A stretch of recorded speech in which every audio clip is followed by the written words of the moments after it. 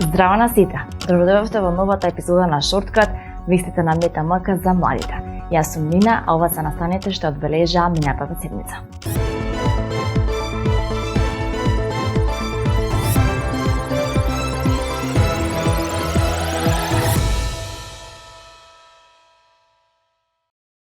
Децата и младите во земјата изминатата година повеќе посетувале лекари, психолози и логопеди во споредба со 2021 година, покажува извештајот на Службата за здравствена заштита на училишни деца и младина за 2021 и 2022 година, кој го објави Институтот за јавно здравје. Вкупниот обем на остварени здравствени услуги и активности извршени во 2022 година бележат пораст од 11,4 индексни поени во однос на 2021 година. Иако младите како категорија не се најризична група на заболени, тие се многу загрозени од општествените и економските импликации од кризата, потенцираат одговорните од Институтот за јавно здравје. Отворените прашања како полагањето матура, уписите на факултет или почетокот на новата година создаваат голема неизвестност, особено кај младите кои треба да преминат од еден во друг степен на образование. Од друга страна, вознемиреноста на возрастните и притисокот да се биде постојана во рамки на семејниот систем направи дополнително негативно влијание врз менталното здравје на младите, велат од Институтот за јавно здравје. Одговорните велат дека е потребно да се подигне свеста на младите преку програми за здравствена едукација на сите нивоа. Во врска со менталното здравје, најчести симптоми на нарушено ментално здравје кај младите се анксиозност, депресија, панично и фобично расположение, самоповредување и суицидалност, соочување со загуба, криза на идентитет, поместена агресија, зависно однесување, домашно насилство, насилство во врска, неактивност и пасивизација, негрижа за себе, ниска самодоверба, безнадежност и очај, силна психосоматизација, негативна слика за себе, силна фрустрација и ниска толеранција. Кога станува збор за Струга, покрај првата помисла дека е град на поезијата и туристичка дестинација која во лето е преполна, за жал навираат и сеќавањата од почетокот на оваа година кога мештанин за половина час со пушка уби 7 улични кучиња. Се случија и многу троења, но во следниот прилог погледнете инспиративната приказна за кучката Медена која успеа да преживее во овој град. Таа стана символ на кроткост и издржливост. Исто како неа, светски познатата уметница Лида, која бегајќи од војна се соочила со многу препреки, успеа со својата скулптура да ја увековечи Медена и ги инспирира луѓето на издржливост и добрина. Изминативе неколку дена, Струга повторно е во центарот на вниманието. Светски познатата уметница Лида Шерафатманд, која веќе неколку години живее тука, изработи скулптура за бездомната кучка Медена, која ги обожава луѓето и лесно се спријателува со нив. A similarity that I feel with this dog, which is probably what has made me appreciate her gentleness so much. She's been through like 2 world wars almost in Struga. From what I know, there was a period of poisoning, and then there was the period, of shooting dogs.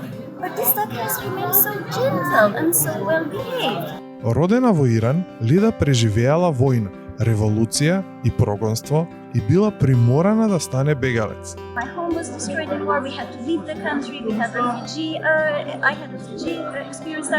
Then I had even hunger days as an artist. Like literally, I couldn't eat for 5 days, just drinking tea to fill my stomach. But I didn't want those hardships to turn me into a bitter and aggressive person. And that is for me a win in life. And then when I saw that this dog is doing it like by nature, that was very touching for me. Лида, воодушевена од способноста на Медена да и го почувствува стравот и безбедно да ја врати дома во ноќите кога се плашела да оди сама, решила без никаков надоместок и со дониран цемент да создаде скулптура, а за тоа и биле потребни околу 6 месеци. So I wanted to highlight that. Well, she's still alive because we always honor people and animals after they die. Lida.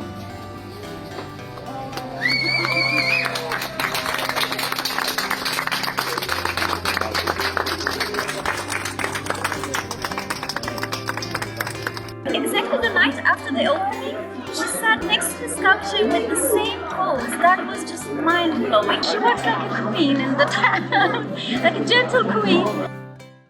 Троската од депонијата на Велешката топилница ќе се дроби и меле пред да се извезува. Министерството за животна средина и просторно планирање го одобри елаборатот за заштита на животната средина за поставување на постројка за дополнителни активности на дробење и мелење на троската.